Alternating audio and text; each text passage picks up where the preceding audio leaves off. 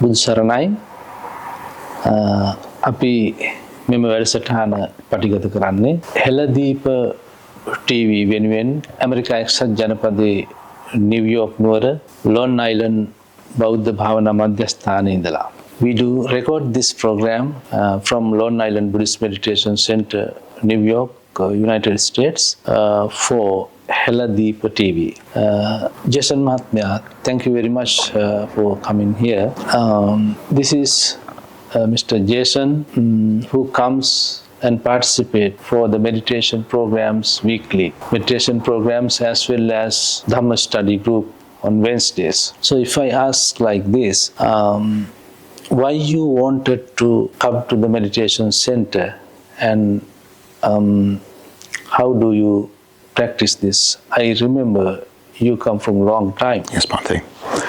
First, Bhante, I want to say thank you for providing this location to us to practice. The story for me for how I came to come here on a regular basis is quite a bit longer than the amount of time that I have been here. From the time when I was a child, I had an awareness of the unsatisfactory nature of all of our pleasures in life. You would have a delicious meal, and that meal would come to an end. The last few bites were never as good as the first few, and if you ate too much, you would feel sick. I would go on trips with my family, and I would see other parts of the country, and I would have a wonderful time. But there would always be that last night when we'd be out abroad, and we'd be going back home.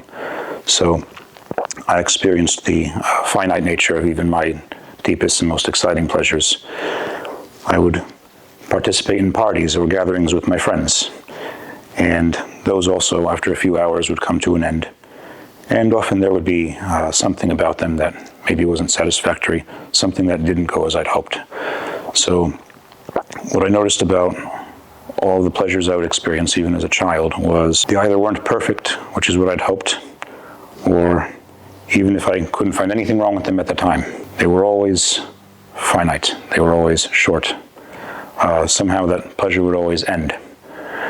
So I developed a kind of a sadness about this because I was always aware of it. I had heard of Buddhism before, but I first really became familiar with its philosophy and its history and its practice from what I learned in high school about history, and that is now more than 25 years ago. I immediately wanted to know more, so I bought several books on the subject, primarily from the Theravada and the Zen traditions, and I learned a lot from reading those books. In particular, I learned a lot about impermanence and unsatisfactoriness and mindfulness of those aspects of our lives. But I was attracted to Buddhism at the time as a philosophy, so I had a great deal of respect for it in here, but I could say it's not something that I practice or necessarily always felt in here. And it was like that for years. I first became familiar with the local places of practice in the summer of 2018. So at about the same time, I attended the Thai Cultural Festival at Vajradharamadip Temple. That is a Thai Theravada Buddhist temple and monastery in Center Reach, New York. And a very short time after that, I came to the Sri Lankan Cultural Festival here at the Long Island Buddhist Meditation Center. So right at the same time, now 6.5 years ago, I became exposed to two local centers of practice that were open to me.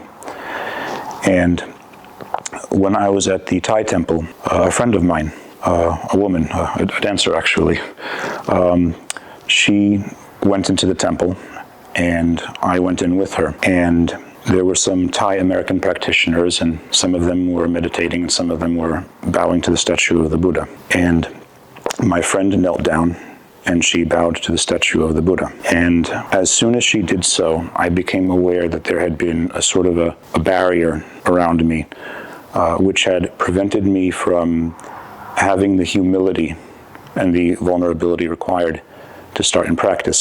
That's why I'd only read books. That's why I'd concerned myself with Buddhism as a philosophy, but hadn't practiced.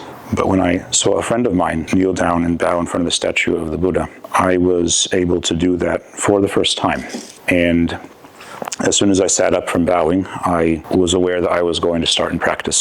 So shortly after I became aware of the Long Island Buddhist Meditation Center, I started attending weekly, if possible, if I had the time, more than weekly. I started that in September 2018. ජේසන් මහත්මයාගෙන් විමසා සිටියා ඔබතුමා මේ භාවනා ක්‍රම පුරුදු කිරීමට මේ ස්ථානයට එන්න හේතුව මොකක්ද? කොහොමද මේ ජීවන ගමන් මාර්ගය යෙදුනේ කියලා. ඒදී එතුමා පැහැදිලි කළා පුංචි කාලේ සෙල්ලම් කරනවා, සතුටක් ගන්නවා, කෑම කනවා, සතුට වෙනවා. හැබැයි ඒක ටික වෙලාවයි තියෙන්නේ. විනෝද ගමන් යනවා, සතුට වෙනවා. ඒක ටික වෙලාවයි තියෙන්නේ. මේ විදිහට ජීවිතේ අසතුට කියන එක සෑහීමකටපත් නොවීම කියන කාරණය ගොඩාක් දුරට අත්විඳපු කෙනෙක් මම. එතුමා සඳහන් කරනවා මේ විදිහට කාලය ගත වෙද්දී බෞද්ධ පොතපත පිළිබඳව අහන්න ලැබිලා පොතක් කියවන්න ලැබුණා. ඒ අනුව ඒ පැත්තට උද්‍යෝගය ඇතිවීම නිසා එතුමා තරමක් ඕනකමින් ඒ ගැන සොයා බැලුවා. මේ ලොන් අයිලන්ඩ් ප්‍රදේශයේම තිබෙනවා සෙන්ටරිච් කියන නගරයේ තායි විහාරස්ථානයක්. ඒ විහාරස්ථානයට මිත්‍රයෙකු සමග ගිහින් එහි උත්සවයකට සහභාගී වෙලා තිබෙනවා. ඊට පස්සේ තොරතුරු දැනගෙන මෙම ලොන් අයිලන්ඩ් බෞද්ධ භාවනා මධ්‍යස්ථානයේ උත්සවයකටත් එතුමා සම්බන්ධ වුණා. එතුමා කියනවා මිත්‍රයා එයාගේ යහළුවා බුදුරජාණන් වහන්සේට මේ බුද්ධ රූපයට බුදු පිළිමයට දන ගහලා වැන්දා. ඉතින් ඒක අනුගමනය කරලා එතුමාත් ජීවිතේ පළවෙනි වතාවට බුදු පිළිමයකට নমස්කාර කරපු බව. ඊට පස්සේ දිගටම මේ භාවනා ක්‍රම පුරුදු පුහුණු කරන්න වැඩිපුරම ලොන් අයිලන්ඩ් භාවනා මධ්‍යස්ථානයට එන්න පුරුදු වුණා. සතියකට එක සැරයක් කොහොමත් වෙනවා. ඊට වැඩිපුර එන්න ලැබෙන අවස්ථාවල පැමිණ සහභාගී වෙනවා. මේ සහභාගීත්වයෙන් එතුමාගේ ජීවිතයට ලොකු ආලෝකයක් සහනයක් ලැබුණු බව එතුමා සඳහන් කරනවා. So what can you explain about the meditation practice, what you do? Maybe metta meditation or mindfulness of breathing, otherwise other dhamma points like noble eightfold path, the one of them, or four noble truths, whatever you like. A very valuable tool, I think, for all of us. For my part, in my work, I deal with people. I deal with people who sometimes are in trouble or experiencing distress, and sometimes they're angry or confused. They can be angry with me. They can be very angry with me. Without metta meditation, I wouldn't, in any part of my ordinary life, in any part of my cultural tradition, I wouldn't have a regular practice where, along with others with the same aim, I have to say to myself, as I am, may others be well, happy, and peaceful. May no harm come to them. They always meet with spiritual success. Just saying those words, articulating the words, and hearing yourself say those words, that changes your awareness of your own intentions. You are making a commitment, but you're also, in hearing the words, you're feeling it. And it changes the way you think. It changes what you expect of yourself when you deal with other people who are angry, scared, acting rashly, causing you frustration. I think it's also helpful in this case to reflect on the centrality of suffering to our experience. So, everything in life is ultimately unsatisfactory. We will always experience suffering in life. This suffering comes from our desires and our expectations. It is possible to end suffering by our attachments and our desires, and the path to ending our desires is the Eightfold Path. What I have learned and experienced is that our instincts in so many ways cause our suffering. So we have instincts that would be good for life in the jungle. If we were always worried about where we were going to get food, if our shelter were always insecure, and if there was always risk that we would be killed by the lion or the elephant or the snake.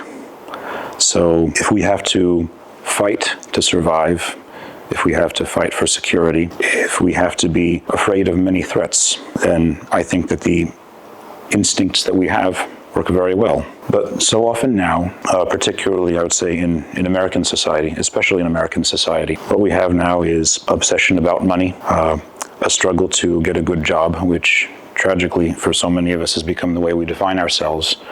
We think of who we are in relation to the job that we have. Our computers and our phones, they connect us so easily to everyone, but our instincts have sort of taken over, and we see in other people so often these threats. We confuse people who might be in the grip of powerful emotions with threats. If they disagree with us, we see threats.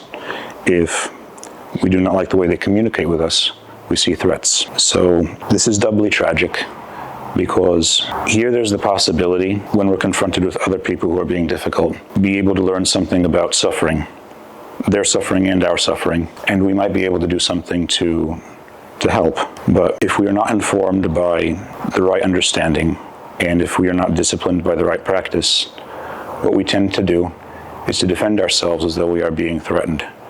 And in so doing, we compound their suffering and we compound our own. And the practice in which I have engaged in here is the only complete corrective and answer that I have found to the way that our instincts can lead us to suffering. Thank you very much, Mr. Jason. Thank you, Bhante. ජේසන් මහත්තයාගෙන් විමසා සිටියා මේ long island බෞද්ධ භාවනා මධ්‍යස්ථානයට පැමිණිලා භාවනා ක්‍රම පුරුදු කරනවා, ධර්මයේ ඉගෙන ගන්නවා. මේ ඉගෙනගත්ත භාවනා ක්‍රම එහෙම නැත්නම් ධර්ම කාරණා වලින් උදාහරණයක් හැටියට චතුරාර්ය සත්‍ය දේශනාව, ආර්ය අෂ්ටාංගික මාර්ගය, ත්‍රිලක්ෂණ ධර්ම සිද්ධාන්තය, මේ වගේ කරුණු වලින් ඔබේ ජීවිතයට මොන වගේ ප්‍රයෝජනයක් ලැබුණාද, කොහොමද මේක දැනෙන්නේ කියලා. ඒකට එතුමා දීර්ඝ පිළිතුරක් ලබා දුන්නා. මම මුලින්ම සඳහන් කරනවා ජීවිතය හරි දුකක්, වේදනාකාරී එකක්. විශේෂයෙන්ම එතුමාට තියෙන්නේ එතුමාගේ රැකියාව අනුව ගොඩාක් වැඩ කරන්න ඕන. ඒකෙදී කේන්ති ගන්න පිරිස මුණ ගැහෙනවා වැඩි. යනුව එතුමාටත් කේන්ති එනවා. කේන්ති ගන්න පිරිස එතුමාගේ රැකියාවේදී මුණ ගැහෙනවා. මේ නිසා මේ මෛත්‍රී භාවනාව කියන කාරණේ තමයි එතුමා තෝරගත්තේ. මෛත්‍රී භාවනාව එතුමාගේ ජීවිතේ විස්තර කළා. මුණ පාපු සිදුවීම්, ගැටලු දිගටම විමසිලිමත්ව බලනකොට එතුමා පැහැදිලිව කියනවා මේ ජීවිතය කියන්නේ හරි දුකක්. ඒකට තියෙන උත්තරය තමයි මෛත්‍රී භාවනාව. මට අවශ්‍යම දේ මෙතනින් ලැබුණා කියලා එතුමා පැහැදිලිව සඳහන් කළා. එතුමාට අවශ්‍ය කරන ජීවිතේ තරහව පාලනය කරගන්න, කේන්තිය පාලනය කරගන්න අවශ්‍යම කරන දේ මේ ස්ථානයේ පැමිණිලා මේ භාවනා කිරීමෙන්, විශේෂයෙන් මෛත්‍රී භාවනාව තුළින් එතුමාට ලැබෙන බව තමයි සඳහන් කළේ. නිතිපතා මේ ස්ථානයේ වැඩසටහන් වලට පැමිණෙන ජේසන් මහත්මයා එතුමාගේ ජීවිතයට මේ මෛත්‍රී භාවනාව සම්බන්ධ කරගෙන ඒ ජීවිතයේ මේ වෙනකොටත් ලොකු වෙනසක් ලබාගෙන තිබෙන ආකාරය බොහොම සතුටින් විස්තර කළා.